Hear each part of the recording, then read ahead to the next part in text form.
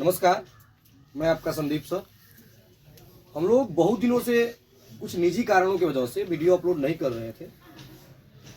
बहुत सारे बच्चों का कमेंट आ रहा था कि सर हमें अनुवाद नहीं आ रहा है, अनुवाद का क्लास लिया जाए। तो कुछ टाइम मैनेज करके हम लोग आज अनुवाद का क्लास लेंगे। आप एक बहुत अच्छा तरीके से बात समझिएगा।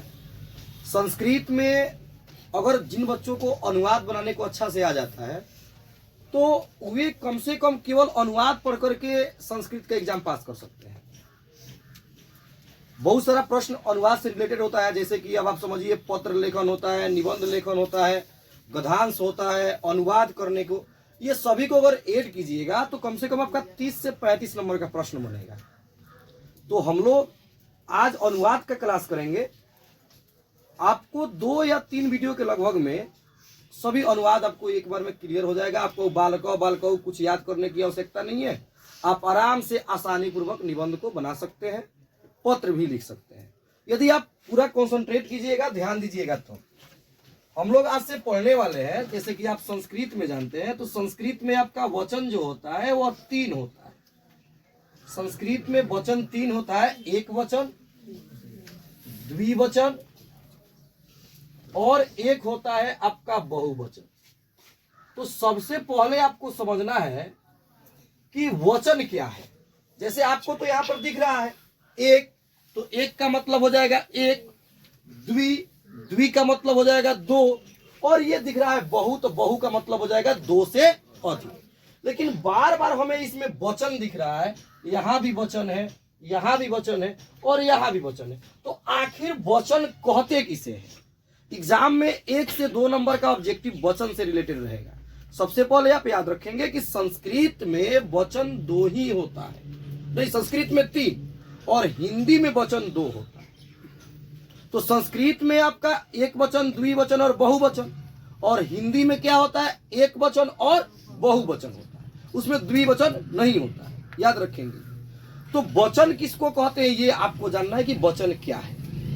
तो आप समझेंगे भोजपुरी में कि जावना माध्यम से हमनी के कोनो आदमी के, कोनो जगह के, चाहे कोनो सामान के, वस्तु के अगर संख्या था चलता कि आदमी कएगो बा, वस्तु कएगो बा, चाहे जगह कएगो बा, तो जावना माध्यम से आदमी के, सामान के आ जगह के संख्या था चली, वही माध्यम के वचन कहल जाला। जैसे हम यहाँ बानी तो हम क्या हो जाएंगे? व्यक्ति हो गए, आदमी हो गए। कएगो है? एक। तो यानी कि हम किस वचन में जाएंगे? एक वचन में। ये जो मेरे हाथ में मार्कर है ये वस्तु हो गया, तो वस्तु की संख्या कितनी हो रही है? एक। तो यानी कि कौन वचन हो जाएगा? अब हम कह रहे हैं बेतिया, मोतिहारी, जगदीशपुर। तो बेतिया नाम है जगह का, मोतिहारी जगह का नाम है और जगदीशपुर जगह का नाम। तो ये नाम है और कई गो नाम है? 3 गो जगह का नाम है। तो इसको आप वचन कह सकते। याद रखेंगे। अब वचन का परिभाषा क्लियर करेंगे। किसी भी व्यक्ति, वस्तु या स्थान के संख्या को, किसी भी व्यक्ति, वस्तु या स्थान की संख्या को वचन कहा जाता है। और वचन 3 होते हैं संस्कृत में, हिंदी में 2 होते हैं। तो आप अभी समझे कि वचन कितने प्रकार के होते हैं? 3, एक वचन, द्विवचन और बहुवचन। याद रखेंगे। अगर आपसे पूछा जाए राम और श्याम, राम और श्याम कई गो नाम हुआ? 2। तो राम और श्याम 2 नाम हो गया, तो ये कौन वचन में चले जाएंगे? द्विवचन में। इसको याद रखेंगे आप, ठीक है। इसी तरह आपको याद रखना है संस्कृत में या हिंदी में पुरुष 3 होते हैं। एक होता है प्रथम पुरुष, एक होता है मध्यम पुरुष और एक आपका होता है उत्तम पुरुष। हिंदी में थोड़ा सा इसमें चेंजिंग होती है, लेकिन संस्कृत आप पढ़ रहे हैं, संस्कृत को समझेंगे। अब ये जो पुरुष आपको दिख रहा है आपको बाउंस मारेगा कि प्रथम पुरुष किसे कहेंगे, मध्यम पुरुष किसे कहेंगे, उत्तम पुरुष। कुछ नहीं है, बस देखने के लिए भारी है। एक बात याद रखेंगे बबुआ, पूरा भोजपुरी में आएंगे। जब हमनी के केहू से बतियाई लेनू कि उसे बात कही जाई तो बात करत समय में 3 आदमी के गरज पड़ेला। 3 आदमी के, एगो जे बोलेला वो कर, एगो जे सुनेला वो कर, आ एगो जेकरा बारे में बात कइल जा। बोले वाला, सुने वाला आ जेकरा बारे में बात कइल जा वो कर। तो आपको इसमें समझना है कि बोलने वाला व्यक्ति जो होता है वो कौन पुरुष होगा, प्रथम होगा, मध्यम होगा या उत्तम होगा। फिर आपको सुनना है, जानना है कि जो सुनता है वो कौन पुरुष होगा और जिसके बारे में बात किया जाए।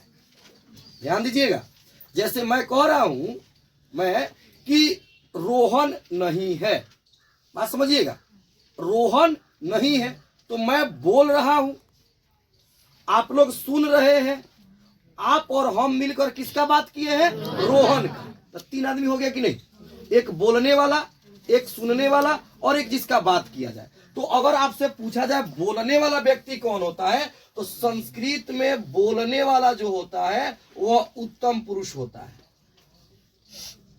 बोलने वाला व्यक्ति जो आपका क्या हो जाएगा, उत्तम पुरुष होगा। और जो व्यक्ति सुनने का काम करता है तो सुनने का काम जो करता है उसको मध्यम पुरुष कहा जाता है। सुनने वाला आपका मध्यम पुरुष हो जाएगा। और जिसके बारे में बात किया जाता है, जिसका बात किया जाता है वह व्यक्ति आपका प्रथम पुरुष हो जाएगा। 1 नंबर का प्रश्न यहां से आपसे पूछा जाएगा। समय 3 व्यक्तियों की आवश्यकता होती है, एक बोलने वाला, सुनने वाला और एक जिसके बारे में बात किया जाए। प्रश्न आपका 1 नंबर का इसमें से पूछा जाएगा।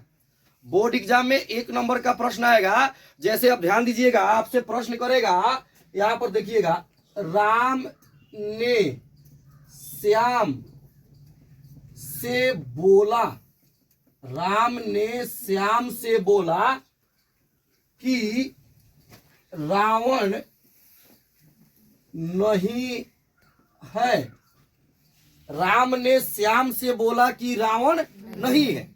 एग्जाम में क्या करेगा, ऐसे आपको रेखांकित करेगा और रेखांकित करके आपसे पूछेगा कि बताइए रावण कौन पुरुष है। 1 नंबर का प्रश्न, राम ने श्याम से बोला कि रावण नहीं है, तो रावण कौन पुरुष होगा।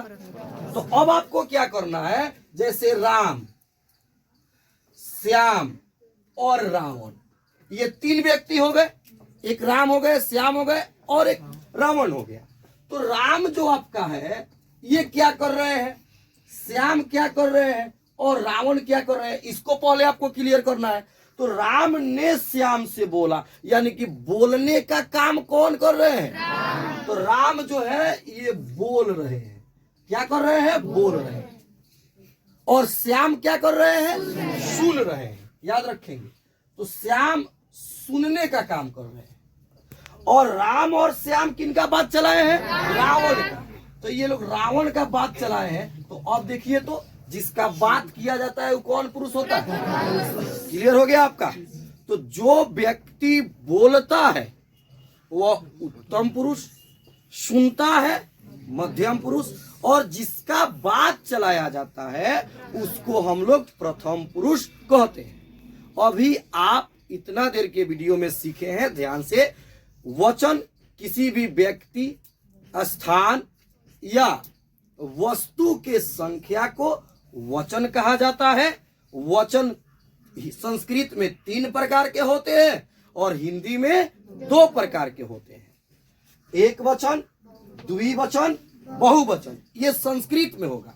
कोई भी व्यक्ति, वस्तु या स्थान एक रहेगा तो एक वचन, 2 रहेगा द्विवचन, 2 से अधिक होगा बहुवचन। फिर आप उसके आगे सीखे हैं कि पुरुष 3 होते हैं, प्रथम पुरुष, मध्यम पुरुष, उत्तम पुरुष। तो अब आपको जानना है कि प्रथम पुरुष किसको कहते हैं, मध्यम पुरुष किसको कहते हैं और उत्तम पुरुष किसको कहते हैं। तो जो बोलता है, याद रखेंगे, जो बोलता है वह प्रथम पुरुष होगा, जो सुनता है वह मध्यम पुरुष होगा और जिसके बारे में बात चलाया जाता है वह क्या होगा, आपका नहीं, बोलने वाला क्या होगा आपका उत्तम, सुनने वाला मध्यम, और जिसके बारे में बात किया जाता है वह प्रथम पुरुष। इतना आपका वीडियो होगा थोड़ा देर के लिए, और फिर अगले वीडियो में आप अनुवाद का क्लास सीखेंगे।